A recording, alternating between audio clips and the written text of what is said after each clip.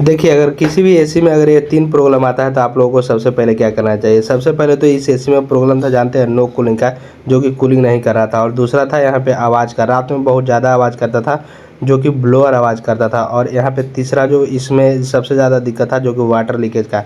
तो ये अगर तीनों प्रॉब्लम आए तो सबसे पहले टेक्नीशियन को बुलाकर यहाँ पे सर्विस का ज़रूरत होता है। जो कि आप लोग देख सकते हैं ब्लोअर कितना गंदा है और उसका कॉइल भी कितना गंदा था। हम लोग यहाँ पे सर्विस कर दिए हैं। यहाँ पे देख सकते हैं 100% इसका 1% भी नहीं अभी गंदा है। तो कॉइल यहाँ पे क्लीनिंग हो चुका है और ब्लोअर देख सकते हैं किस तरह से साफ़ हो चुका है। तो इसी तरीक़े से यहाँ पे साफ़ हो जाने के बाद यहाँ पे इसका आवाज़ भी बंद हो जाएगा और कूलिंग भी करने लगेगा। जो वाटर लीकेज का प्रॉब्लम था वो भी सोल्व हो जाएगा।